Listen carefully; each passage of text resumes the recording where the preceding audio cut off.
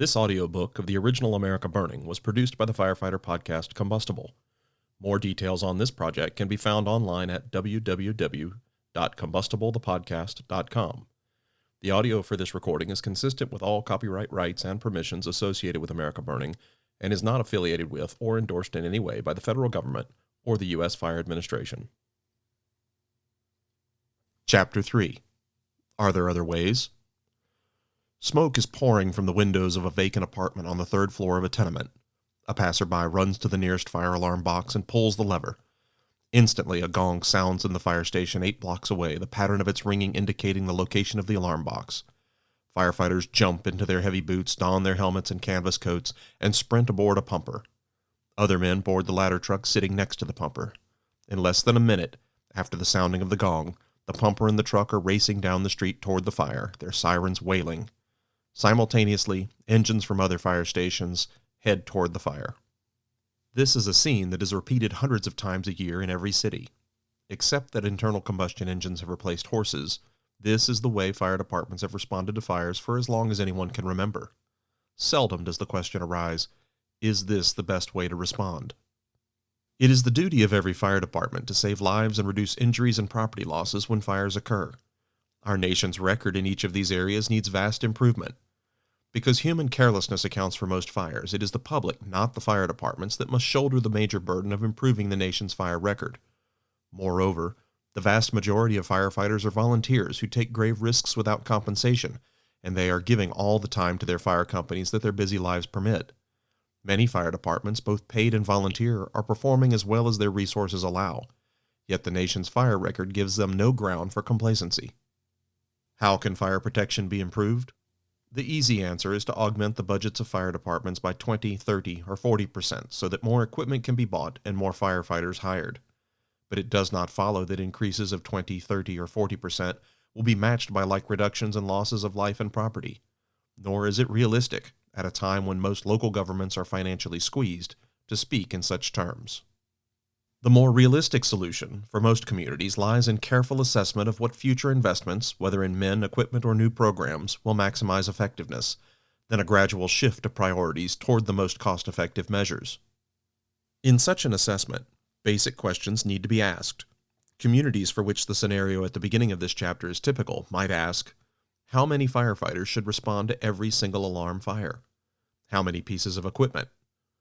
One study shows that less than 1% of all calls for service require greater effort than can be handled by 2 or 3 men and 1 fire engine.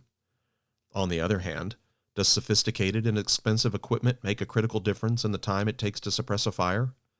Does it save more lives and reduce property losses? Paid fire departments typically spend most of their money and efforts on fire suppression. Usually less than 5% of the budget is devoted to fire prevention. If part of the money spent on responding to the tenement fire had been spent instead on enforcing a tough fire prevention code, would the fire have occurred at all? Other questions for communities to ask. How should firefighters be scheduled and deployed to ensure effectiveness and efficiency in fire department operations? When a volunteer or paid department has recruited all the members it can or can afford, might help be found elsewhere? Should a town or small city have its own fire department? Or should it consolidate fire services with neighboring communities to avoid duplicating costs? As communities undertake a basic reassessment of their fire services, they will have to find solutions best suited to their conditions. Some communities are at an early stage of growth where they can consider a number of alternatives to their present system of fire protection. Others have a heavy investment in their present system and can consider only a gradual shift of priorities. Solutions appropriate to large cities are not likely to work for small towns and bedroom communities. For years, fire chiefs and local governments have been listening to one outside voice telling them how to improve their fire services. That outside voice has been the score their community receives on the grading schedule of the Insurance Service Office, formerly of the American Insurance Association. The grading schedule was devised as a tool to assist in setting fire insurance rates for each community. It was not intended as a guide to fire department decisions, though circumstances have invited that kind of use. When a community's score has indicated that 2 or more fire engines would earn it a lower insurance rate, local governments have felt pressed to buy them. Now, local administrators are beginning to recognize that their community's interests and those of the grading schedule do not necessarily coincide. The grading schedule, for example, is directed primarily toward preventing property losses. Deaths and injuries are also prevented as a result of this concern, but they are not the foremost consideration.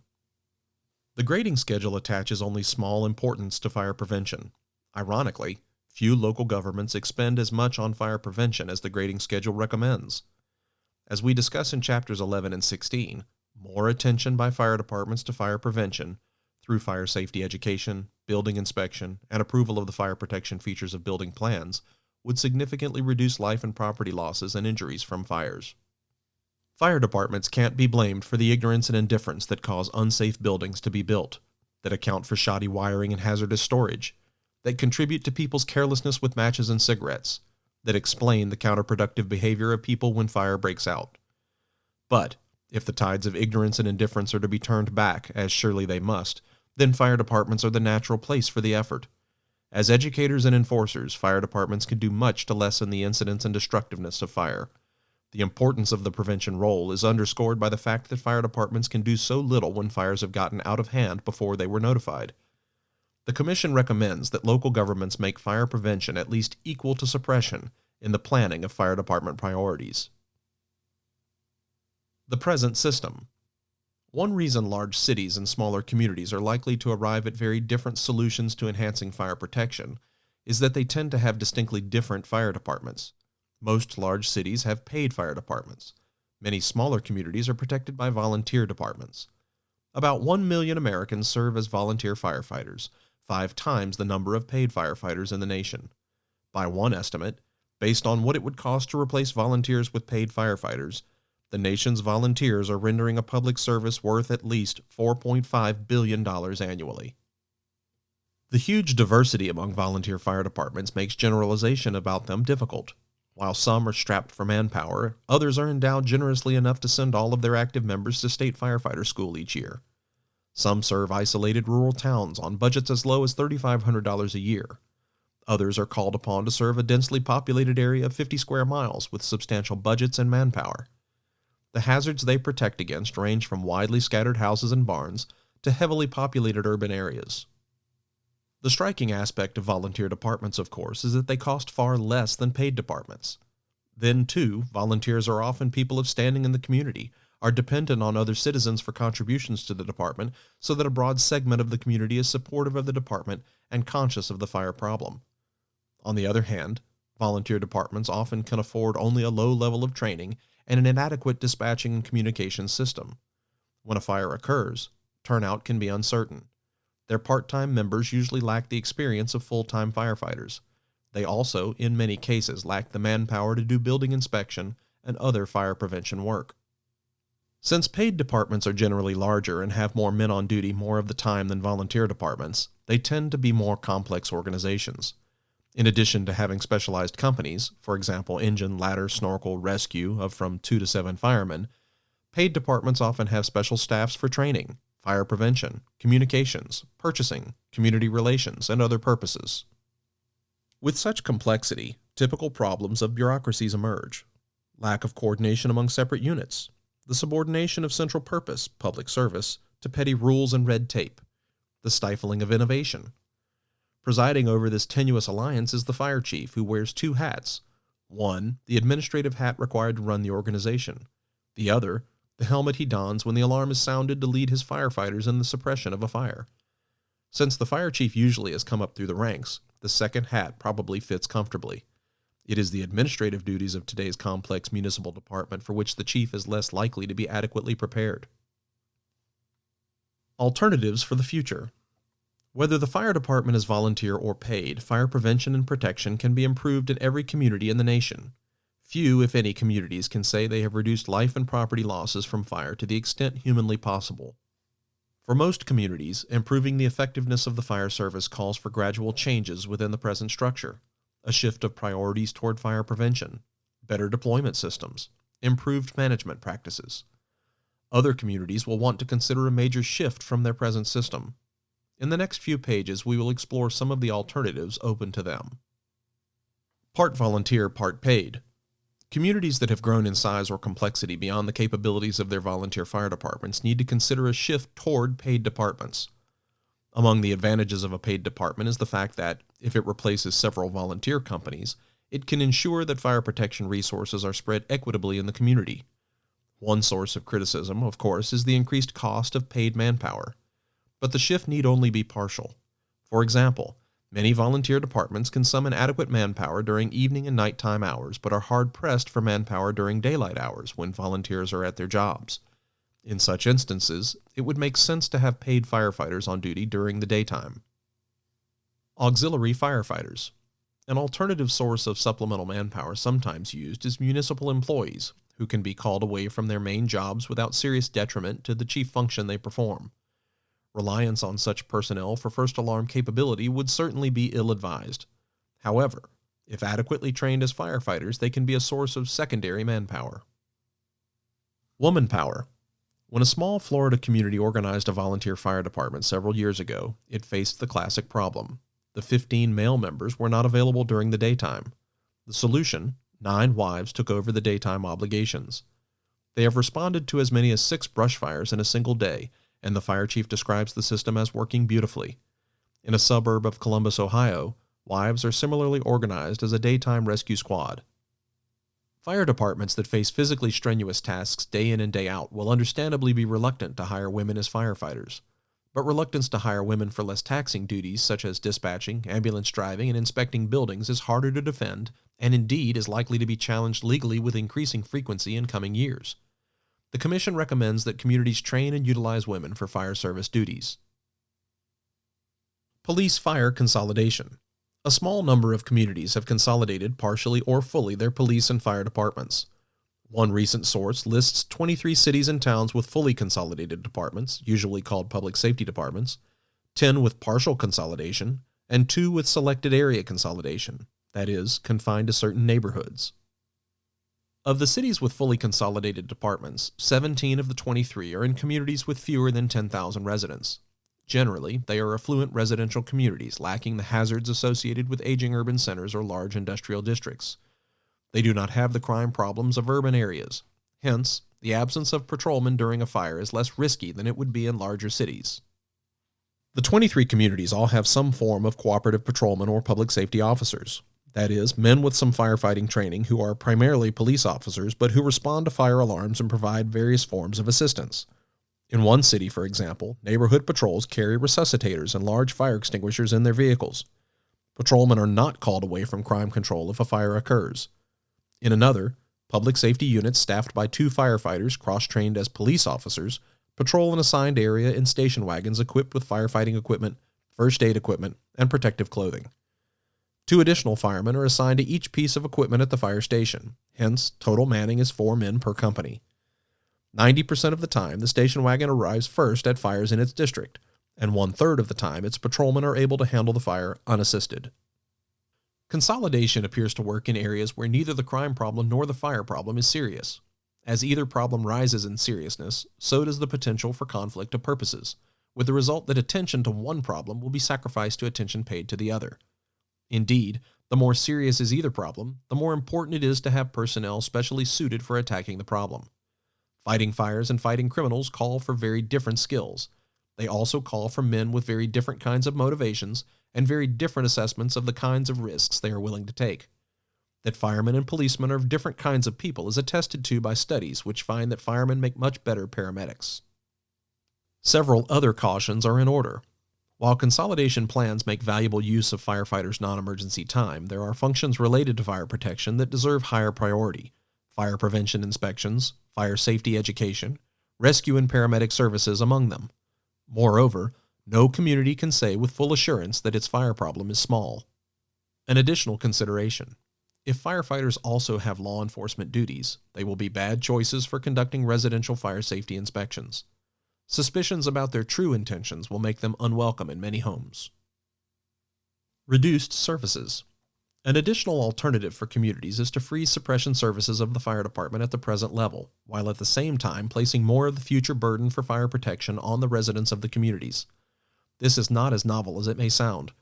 Many communities require buildings of a certain size or type of occupancy to have sprinkler systems, in whole or in part, and many require that major industrial plants have their own fire brigades. By spreading such requirements to other classes of buildings, communities can reduce fire losses without further taxing the capabilities of the fire department.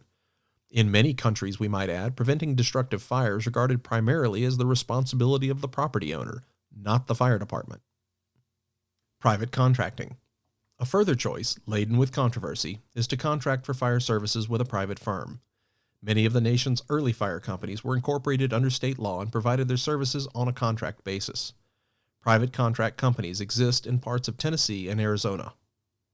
Some city managers have been attracted to the idea of private contracting on the grounds that a private company is more likely to exhibit sound management practices, efficiency, and innovation than an arm of the government. On the other hand, the pressures to make a profit run counter to the fundamental aims of the fire service, to save as many lives and to reduce as many injuries and property losses as possible. A community considering contract service must define its requirements and standards of performance very carefully. It must have continuing proof, through the company's records of performance, that community expectations are being met. Once it has drawn a contract with adequate provisions, a community must face the possibility that no entrepreneur will come forward to assume the risks. Governmental contracting. Many communities have mutual aid agreements with neighboring communities so that they work together to cope with major fires. A more formal banding together occurs when a community pays a neighboring or encompassing political jurisdiction to provide it fire protection. The Los Angeles County Fire Department serves 35 communities on this basis. Services provided range from paramedic teams to forest fire suppression. Communities benefit from the availability of equipment and specialized services that they could hardly afford on their own. Regionalization. Contracts between governments are but one route to a very successful method of improving the fire services. Another route is through regionalization. The experience of Great Britain with regionalization is instructive. During World War II, that country's fire services were nationalized for the sake of defense. After the war, the fire services were denationalized, but rather than being divided into the 1,500 jurisdictions that had existed before the war, they were consolidated into about 150 fire jurisdictions. Resources were pooled, and economic efficiency was gained through the elimination of duplicated services. In particular, the advantages cited of the British experience were more efficient manning through the combining of small companies, greater operational effectiveness through better manned companies, uniform fire suppression methods, direct control of response of all companies rather than depending on mutual aid agreements like those in many American communities, and the ability to concentrate manpower rapidly at major fires. Better communications. Better training facilities as a result of a larger tax base supporting them. More uniform regulatory code enforcement. Economies affected through large volume purchases and standardization of parts. Better record keeping with less total effort. While regionalization has succeeded in some areas of the United States, it has been stoutly resisted in other areas. Fire departments, especially volunteer departments, have developed an esprit de corps and a pride in their achievements, and they are understandably reluctant to sacrifice the measure of autonomy that regionalization would require. Having raised through donations $50,000 to buy a fire truck, they are reluctant to relinquish any control of it. Companies that have developed personnel and operational policies which they feel are superior to those of other companies in the region fear they might have to give them up for the sake of regional uniformity. Others argue that enlarged jurisdictions put control in the hands of people not familiar with local conditions, lessen civic interest in the fire services, and introduce morale problems as a result of less personal relationships in the larger organization. And some fear that regionalization would phase out some companies in the name of efficiency, thereby increasing response distances to fires in some areas. With careful planning, however, fears can be abated and the real problems overcome. Furthermore, if the protection of the public is not first-rate, then the effort needs to be made. It behooves county governments, and municipal governments in which several independent fire companies still exist, to explore means of effecting regionalization of their fire services. At a minimum, such explorations should cover formal arrangements for mutual aid, especially during large fires, the sharing of management and of specialized functions such as arson investigation and fire safety education, centralization of purchasing and training, uniformity in all important practices, standardization of reporting procedures, and the institution of an area-wide communications and dispatching system. State governments have an obligation to promote regional approaches to fire protection. As it is now, many states have laws that hamper cooperative arrangements among local jurisdictions. The Commission recommends that laws which hamper cooperative arrangements among local fire jurisdictions be changed to remove the restrictions. Fire protection planning. Which, if any, of the foregoing alternatives is appropriate for a community will depend on its careful analysis of present conditions and directions of future growth. Fire protection is only one of many community services. Not only must it compete for dollars with other municipal needs, such as the education system and the police department, but, in planning for future growth, the fire protection system must take into account the changes going on elsewhere in the community. For example, if a slum area is to be torn down and replaced with high-rise apartment buildings, that will change the fire protection needs of the area. Changes in zoning maps will also change the fire protection needs in different parts of the community. To cope with future growth, local administrators are turning increasingly to the concept of master planning of municipal functions. Such plans include an examination of existing programs, projections of future needs of the community, and a determination of methods to fill those needs. They seek the most cost-effective allocation of resources to help assure that the needs will be met. A major section of a community general plan of land use should be a master plan for fire protection, written chiefly by fire department managers. This plan should, first of all, be consistent with and reinforce the goals of the city's overall general plan. For example, it should plan its deployment of manpower and equipment according to the kind of growth and the specific areas of growth that the community foresees. It should set goals and priorities for the fire department. Not only is it important to set objectives in terms of lives and property to be saved, but also to decide allocations among fire prevention inspection, fire safety education, and fire suppression as the best way to accomplish the objectives. Having established goals, the plan should seek to establish management by objectives within the fire department. This operates on the principle that management is most effective when each person is aware of how his tasks fit into the overall goals and has committed himself to getting specified jobs done in a specified time. Because fire departments exist in a real world where a variety of purposes must be served with a limited amount of money, it is important that every dollar be invested for maximum payoff. The Fire Protection Master Plan should not only seek to provide the maximum cost-benefit ratio for fire protection expenditures, but should also establish a framework for measuring the effectiveness of these expenditures. Lastly, the plan should clarify the fire protection responsibility for other groups in the community, both governmental and private. The Commission recommends that every local fire jurisdiction prepare a master plan designed to meet the community's present and future needs in fire protection, to serve as a basis for program budgeting, and to identify and implement the optimum cost-benefit solutions in fire protection. Wherever possible, this should be a regional jurisdiction embracing several political jurisdictions, for example, county-wide or larger in rural areas, and metropolis-wide in urban areas. In Chapter 4, we discuss the tools to carry out this program.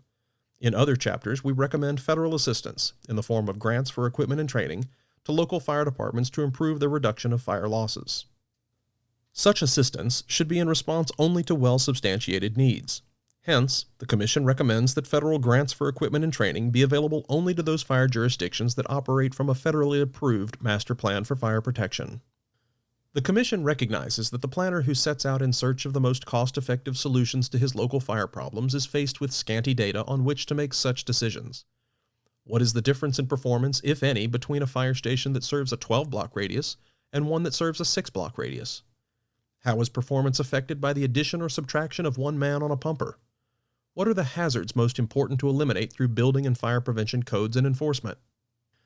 There is a dearth of systematic studies of methods of fire protection. We have advocated that master plans include provisions for evaluating various approaches to fire protection, but until such time as evaluation can be made, master planning will be a very inexact approach to rationalizing fire protection. The need is not only for more systematic studies of methods of fire protection, but for a centralized office to collect and disseminate evaluation data so that communities can learn from each other. The Commission recommends that the proposed United States Fire Administration act as a coordinator of studies of fire protection methods and assist local jurisdictions in adapting findings to their fire protection planning. In this endeavor, the U.S. Fire Administration should work closely with other federal agencies, such as the National Bureau of Standards, the Department of Agriculture, and with private fire protection groups such as the Joint Council of National Fire Service Organizations and the National Fire Protection Association.